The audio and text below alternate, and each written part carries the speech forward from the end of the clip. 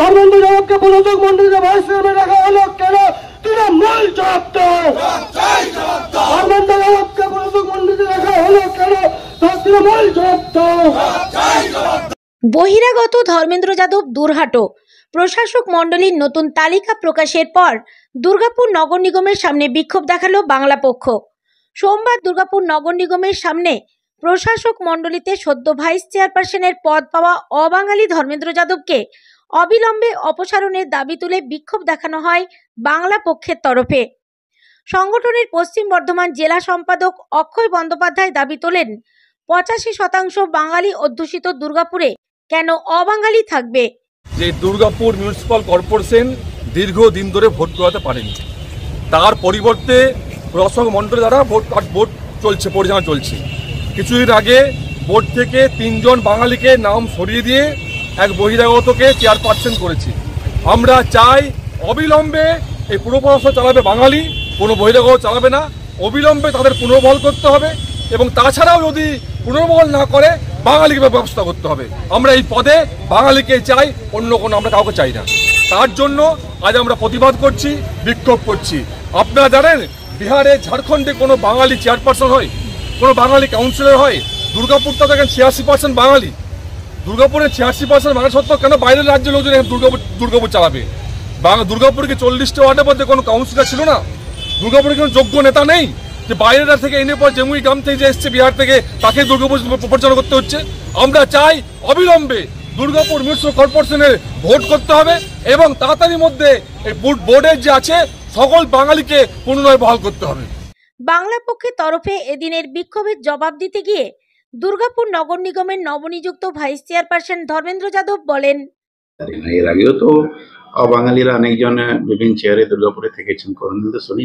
আমি আসতে তো হয়নি, 13 বছর থেকে দুর্গাপুর নগরে বিভিন্ন চেয়ারে আছি, মানুষের সঙ্গে কাজ করেছি, বিভিন্ন সময়ে মানুষের পরিষেবা দিয়েছি, কথা বলেছি, বিভিন্ন প্রোগ্রামে অ্যাটেন্ড করি। আজকে কেন করছেন না করছেন আমার জানা নেই, হয়তো আমার সম্বন্ধে ওনাদের জানা নেই। যদি খোঁজ নেবেন, আমার মনে হয় না এটা করবেন। যদি কিছু জনের আমি এখনো মন জয় করতে পারিনি, চেষ্টা করবো। আমার তো কাজই সমাজ সেবা করা, মানুষের পাশে থাকা, ওনাদের মন জয় করার কাজের মাধ্যমে জয় করার চেষ্টা করবো।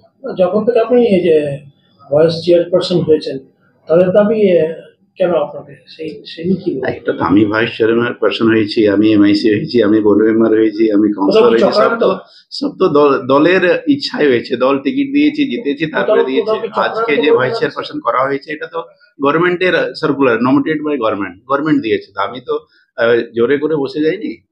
চক্রান্ত ঠিক বলবো না, হয়তো কিছু জনের ভালো লাগেনি, ওনার চেষ্টা করছেন, ভাবছেন এটা, বা হয়তো কিছু জন আমার ব্যাপারে জানেন না। আমার জন্ম এখানে, আমার গ্র্যান্ডফাদার এখানে থেকেছেন, আমার ভাই সবার এখানেই ডোমিসাইল, প্রায় 30 বছর আগে থেকে আমার ডোমিসাইল।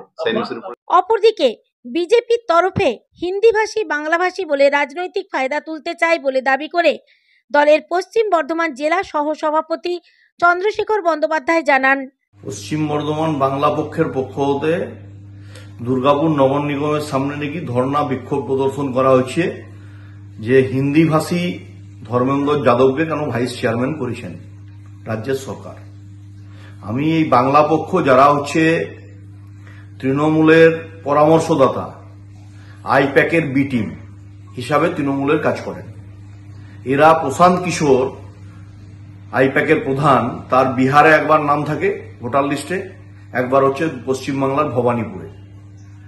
তখন হচ্ছে এই বাংলা পক্ষকে কোনো প্রতিবাদ করতে দেখতে পাবেন না। চাচা ফিরাদ হাকিম, তাকে কলকাতার মেয়র করেছেন মাননীয় মুখ্যমন্ত্রী, তিনি বিহারের সিওয়ানের বাসিন্দা। তখন এই বাংলা পক্ষকে দেখতে পাবেন না ফিরাদ হাকিমের বিরুদ্ধে কোনো প্রতিবাদ জানাতে।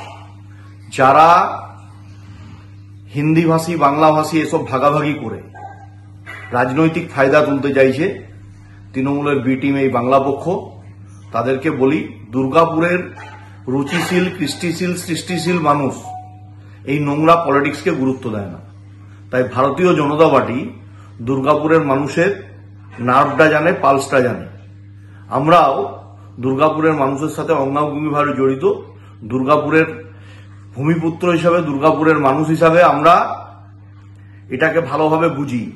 তাই বাংলা পক্ষ এসব করে যারা তৃণমূল কংগ্রেসের একটা অংশকে সুবিধা করে দিতে চাইছেন, তার এই নোংরা রাজনীতিকে আমরা সমর্থনও করি না।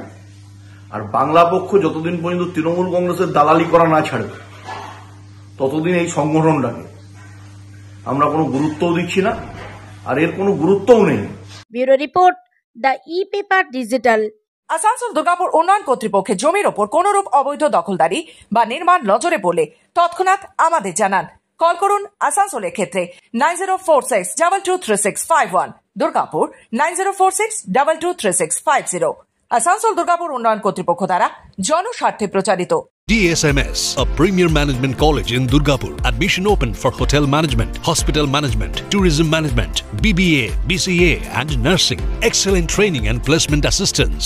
Join now. DSMS, gateway to success.